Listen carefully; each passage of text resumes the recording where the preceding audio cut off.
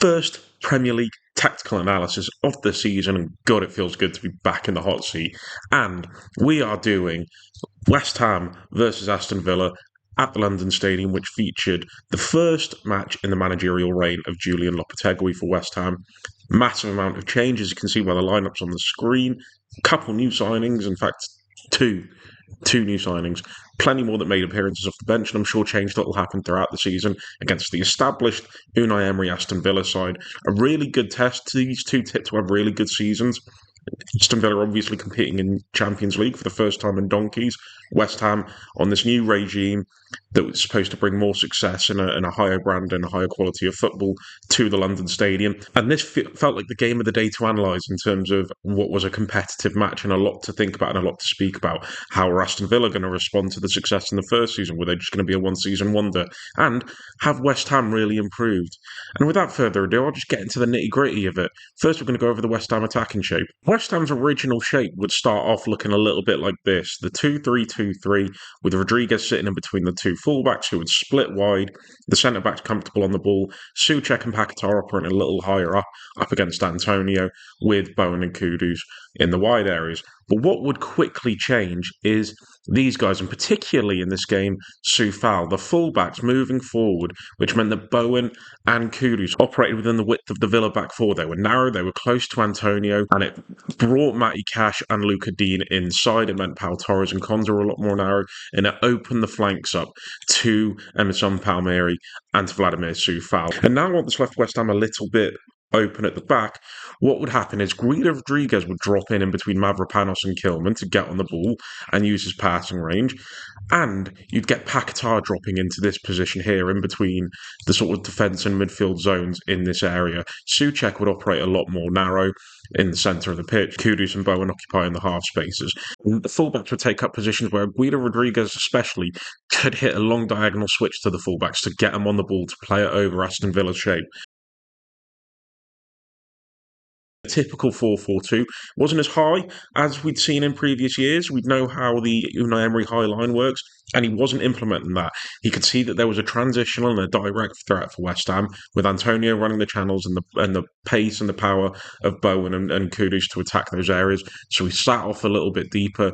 Onana and Tielemans didn't engage as much in their man-marking roles. They would only mark with their zones. So when Souček and Paquetá would split a bit like this, you wouldn't see them pushed into areas they weren't comfortable with. They would stick to their zones, mark when it felt appropriate. So let's just say if Paquetá was this close to Onana and Rodriguez fired the ball through to him, he'd press up to him and stop him from getting on the ball and turning. But if he'd maybe dropped into this position to get on the ball, you wouldn't see Onana coming up into this area. They were stuck to their zones and they defended the area as well, which was also helpful when these balls went to the fullback. So let's just say the ball goes over to Soufal, which in the first half it did a lot. That was their main area of attack. John McGinn and Luca Digne defended these areas well, and they interchanged and they were very fluid, and that comes from great communication and great coaching as to who dropped in on the fullback to cover his run or who moved inside to the winger. If Digne moved in outside to press Soufal, if he thought that was more of an immediate threat, McGinn would be aware enough to cover inside to Bowen and vice versa. So if they couldn't go out to the fullbacks, then they would look for the direct option from Paquetá, usually, if it was more central, to get the ball to either Antonio or Souček, who would try and either work the channels in between centre-back and full-back, or body him, get against him and win that first header, and then having that three that operated centrally get on the ball quickly for knockdowns and second ball opportunities to create. And it's that long ball, actually, and that movement into the channeling for Souček to attack here that forced Matty Cash into making a tackle that gave away a penalty. A little bit harsh, but I don't think that type of foul should be overturned by VAR. I can see why the referee's given it from his angle. It's not a penalty, I don't think, but I can see why it's given. And again, as Villa are in a more passive state, the back three in these areas, they wouldn't really be a focus of any real pressing system. Watkins and Rodgers would maintain their positions. They'd protect the middle of the pitch and get close enough to the back three to not give them as much time on the ball, but not so far away that they're creating space in between lines. And they managed that vertical compactness really well, Aston Villa, as they have done throughout the duration of Unai Emery's reign.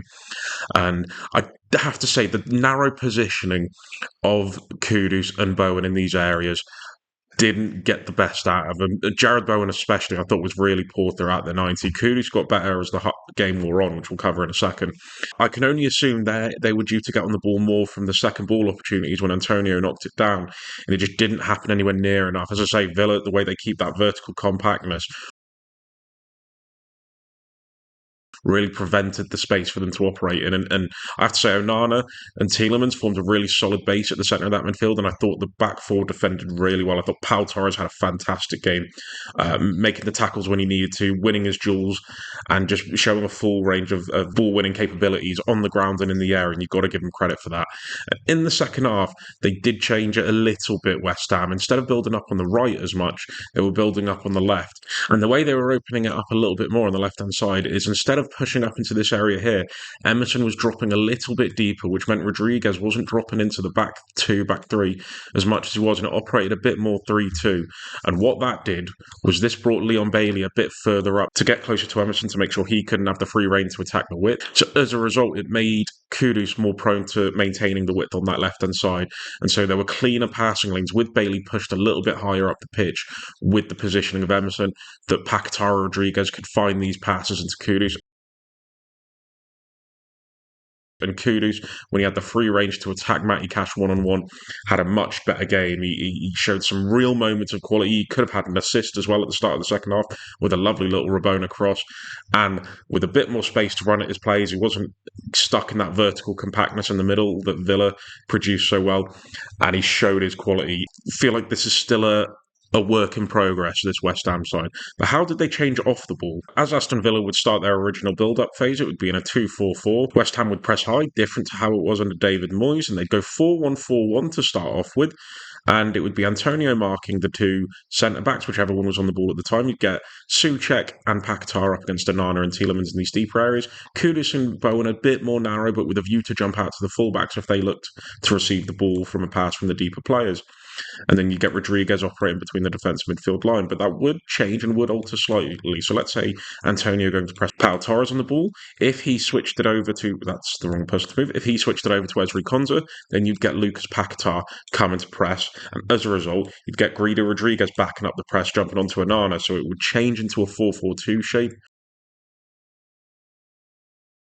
Where this worked in Villa's favour is they would split the two centre backs to allow Emi Martinez to come between them and get on the ball. And I have to say, Emi Martinez's ability to get on the ball and be that extra man has improved tenfold over the last 12 months. And he caused issues for the press of West Ham being that extra man.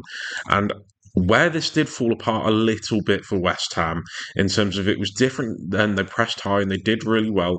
Tielemans and Onana I thought were excellent throughout the game. They narrowed up their positioning to draw Souček and Guido Rodriguez in.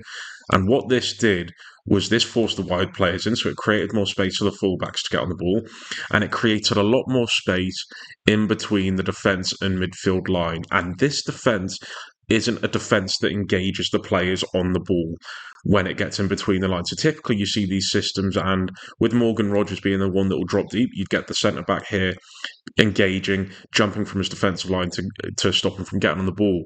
These defenders didn't want to do that, the centre back specifically. So Villa could attack in these situations from one of two places.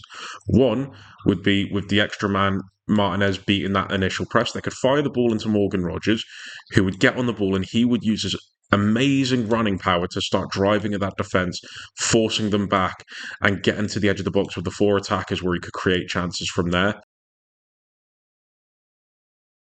Or with Emi Martinez or whoever firing the ball into Luca Digne, who had a little bit more space with Jared Bowen's narrow positioning, who would then get caught on his heels chasing after the overlapping run of Digne, who was afforded more space as every time this was about to happen, McGinn would make these subtle movements in narrow, dragging Soufal with him to create the space for Digne to run into on the ball.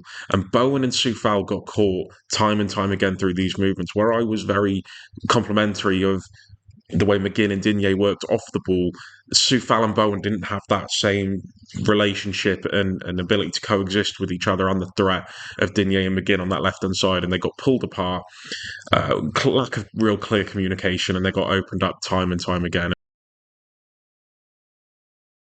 And it was both those ways that Villa caught him out. And also, not only was it to get Digne on the ball in these situations, with McGinn pulling Soufal into this area, it was also to look for Ollie Watkins, who would make this run off of Mavropanos into this area and attack the channel.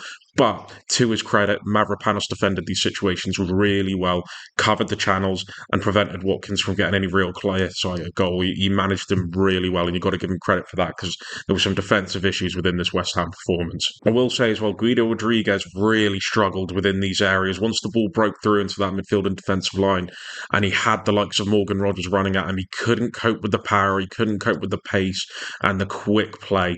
And that is something he's going to have to get used to coming from the Spanish league to the English league, where it is a lot more transitional and it is a lot more fast paced. And you could tell that was something he struggled with. He was operating in large areas in between this defence and midfield line as Villa would look to attack quick.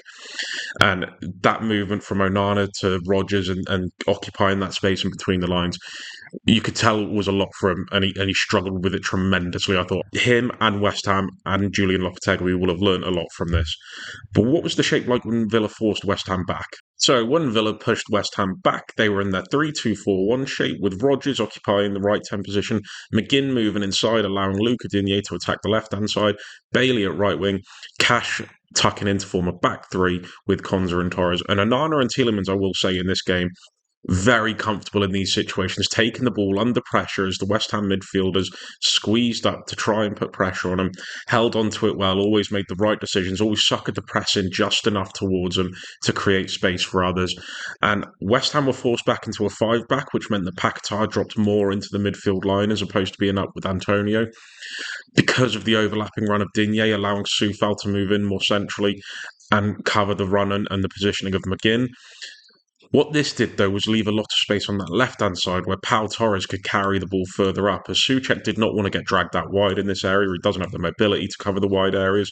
And so Torres was getting forward a number of times in these areas to create and use his pretty good technical ability to play it to the players in between the lines, committing a runner that could create space for someone else. And he was fantastic at it. You also got overlapping runs on this side from Matty Cash, as, say, Leon Bailey would receive the ball in this position. You get the sudden overlapping run from Matty Cash as Kudus, with those sudden movements, does lose his marker a bit and he gets caught ball watching and can struggle to track a marker at points, and he can leave certain areas of the pitch exposed. So Cash was able to get joy down this right-hand side, providing an overlapping option for Bailey. Say if Emerson was to follow that, created space for Bailey to move inside where he could link up with Rodgers, and they produced a few moments, a number of times in the first half especially, playing that way. And they actually got their second goal, Villa, the winning goal. They'd made changes that meant Maatsen came in at left back, Jacob Ramsey in the left centre midfield position with John Duran up front. But West Ham had also made changes. Somerville had come on, and due to that, Kudus went over to the right-hand side where West Ham were in a more 4-4-2 shape, as he was due to cover this area, and where Bowen was dropping in to cover the run of Digne, Kudus wasn't dropping in to cover the run of Maatsen. And as a result, once the ball had gone over into this area, you had Soufal in a 2-on-1 position where does he come out to Maatsen and leave Jacob Ramsey exposed, or does he stay with Jacob Ramsey and leave Maatsen to attack this area here? As a result, it was a great touch from Maatsen to set up Jacob Ramsey, who produced a fine assist for John Duran's winning goal, and Aston Villa get the win. Fantastic performance. Their subs making an impact, all four of them, the attacking ones, mixed with a couple new signings. And it was a really good day at the office for Aston Villa. The scoreline suggests 2-1, but I thought they were a much better team. That was more a 3-1 or a 4-1 game for Aston Villa. And commiserations to West Ham. As I said, this was the first game, a tough game, even though it was at home, and they'll learn a lot from it.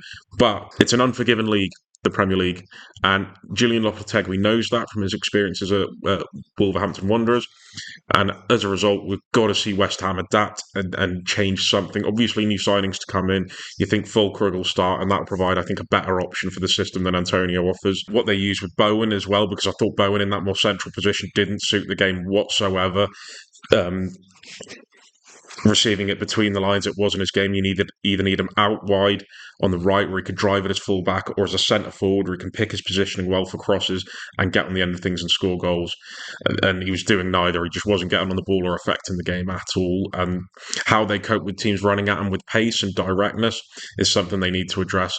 But full credit to Aston Villa, fantastic performance, and it's a good way to start what will be a tough and challenging season. But with Unai Emery at the helm, you have reason to believe. Cheers, lads, for watching. I'll see you next time. in a bit.